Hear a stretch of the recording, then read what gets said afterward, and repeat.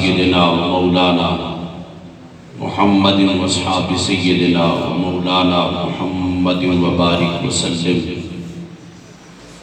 الصلاۃ والسلام علیک یا سیدی یا رسول اللہ وعلی آلک و اصحابک یا حبیب اللہ الصلاۃ والسلام علیک یا شفیع المذنبین وعلى آلك وأصحابك يا خاتم النبيين صلاة والسلام عليك يا سيدي يا رسول الله وعلى آلك وأصحابك يا جد الحسنين يا صاحب الجمال ويا سيد البشر من وجهك المنير لقد نور القمر لا يمكن الثناء كما كان حقه بعد از خدا بزرگ تو قصہ مختصر. تمام تعریفیں اس وحدہ لا شریک کے لیے جس نے ہم سب کو اشرف المخلوقات انسان بنایا. درود و سلام احمد مجتبی جناب محمد مصطفیٰ صلی اللہ علیہ وسلم کی ذات ببرکات پر کہ جن کے وسیلہ جلیلہ سے یہ کائنات عالم عرض وجود میں آئے اور ہم کو قسم قسم کے انعامات سے نوازا گیا. اللہ رب العزت کا کروڑا شکر ہے کہ جس پروردگار عالم نے ہم سب کو ایمان اور اسلام کی دولت سے مالا مال فرمایا. اللہ رب العزت کی بارگاہ میں حضور جان عالم جان کائنات باعث وجہ تخلیق کائنات صلی اللہ علیہ وسلم کے توسل اور وسیلہ سے عرض کرتے ہیں کہ اللہ رب العزت ہم سب کی ایمان اور اسلام کی سلامتی عطا فرمائے اور اسی پر شان کے ساتھ ہم سب کا خاتمہ فرمائے. قرآن مجید فرقان حمید میں اللہ رب العزت نے ارشاد فرمایا. دو تقیدے ہیں یہاں اور بات جب کوئی زیادہ اہم ہو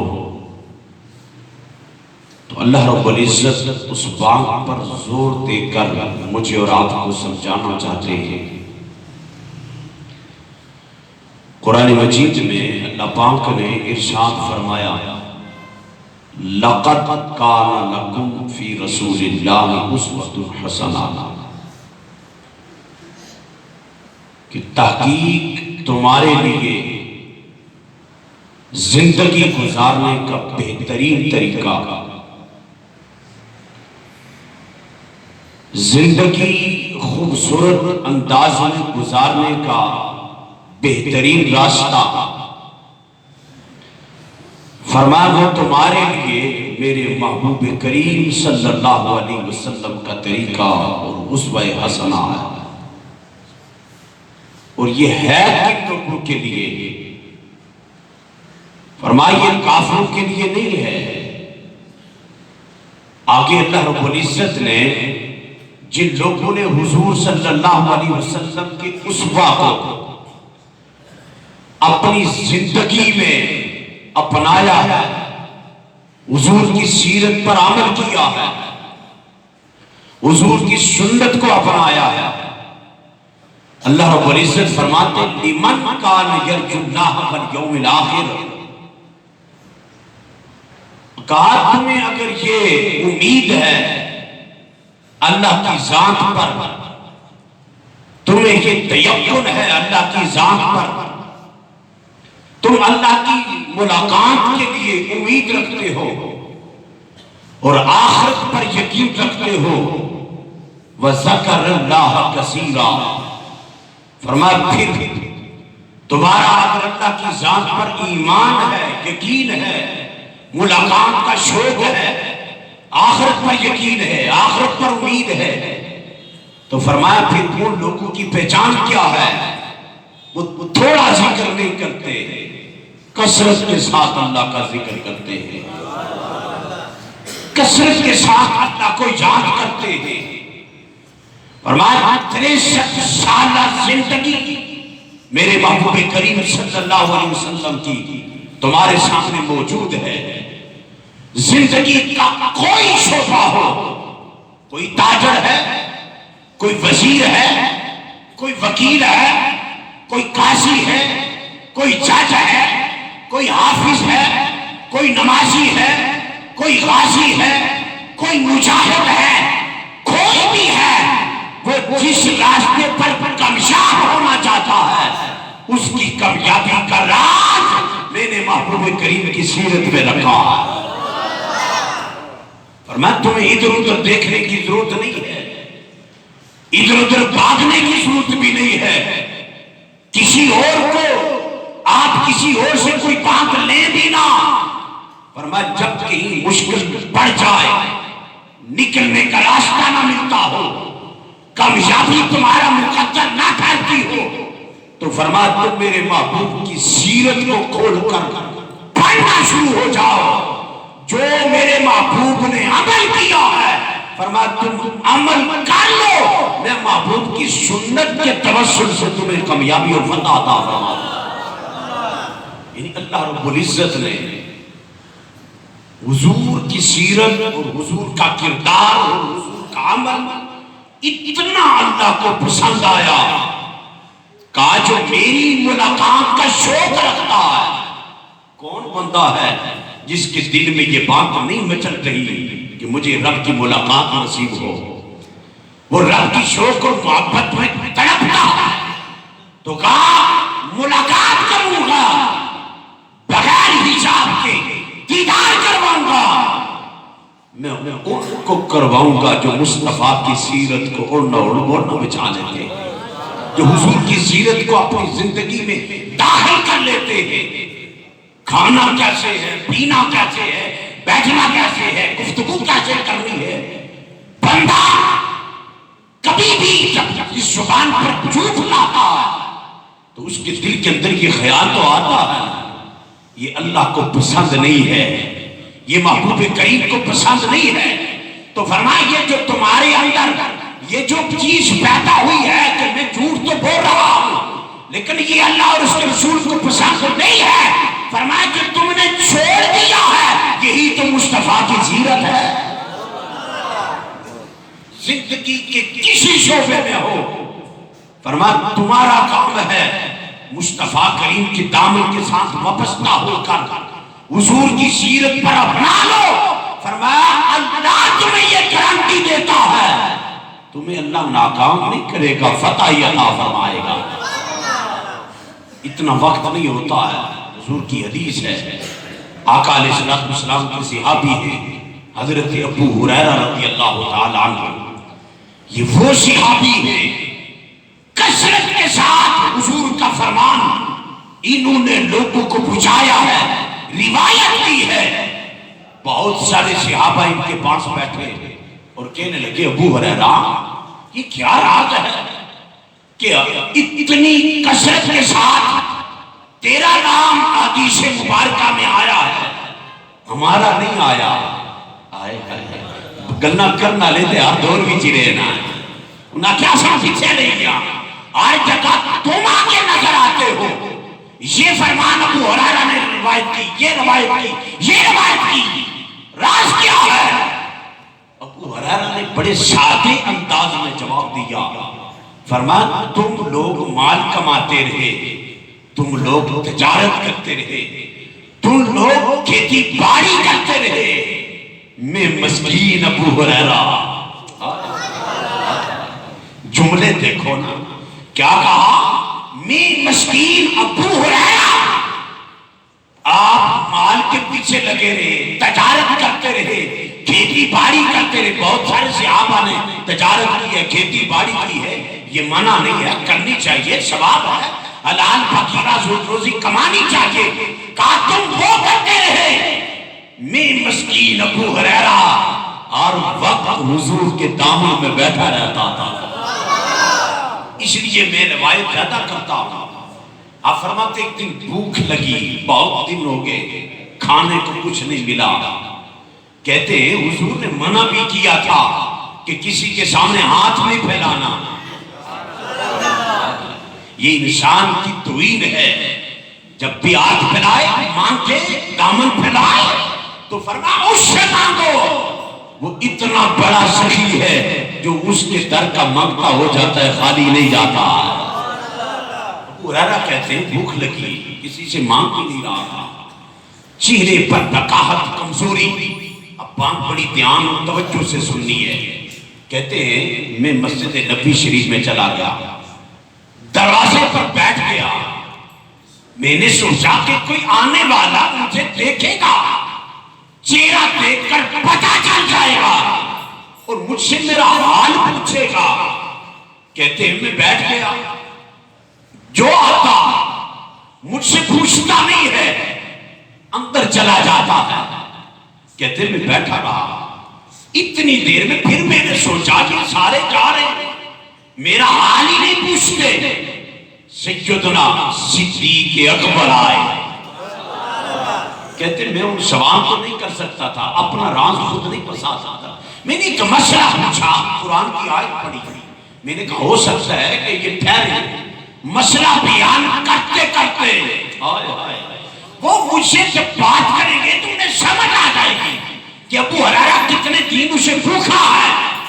کہتے میں نے مسئلہ پوچھا، انہوں نے مسئلہ بتایا چلے گئے. پیچھے حضرت عمر آئے، انہوں نے بتایا چلے گئے. عثمان آئے، بتایا چلے گئے. علی آئے، بتایا چلے گئے. لیکن کسی نے مجھ سے نہیں پوچھا، نہ میری طرف دیکھا.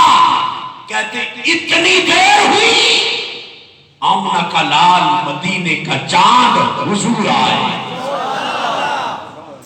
حضور آئے اور حضور نے آ کر دیکھو نا، حضور نے آ کر ابو ہریرہ کہتے ہیں میرے چہرے کو تاک کے کہا ابو ہریرہ خیر ہے نا؟ اصل کی کوئی آج خیر کی خبر نہیں لگ رہی تو پریشان ہو. کس چیز نے یہاں دروازے پر تمہیں بٹھایا ہے؟ یہ چہرے کی نقاہت اور جسم کی کمزوری. ابو ہریرہ لگتا ہے تجھے بھوک لگی ہے. ابو ہریرہ کہتے ہیں حضور اسی چیز نے تو مجھے گھر سے یہاں لایا ہے. حضور نے ابو ہریرہ کو سانس لیا، حجرہ عائشہ میں چلے گئے. آپ اپنے گھر والوں سے کہا کہ کوئی گھر میں کوئی چیز ہے پکی ہوئی؟ کہا کچھ بھی نہیں ہے. کہا دودھ بھی دیکھو. گھر والوں نے کہا کہ حضور ایک پیالہ ہے دودھ کا.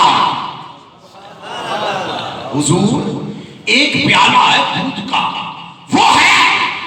سرکار نے ابو ہریرہ سے فرمایا ابو ہریرہ تم ایسا کرو، جتنے باہر صفہ میں پڑھنے والے بیٹھے ہیں میرے غلام صحابہ، سب کو بلا کے لے آؤ.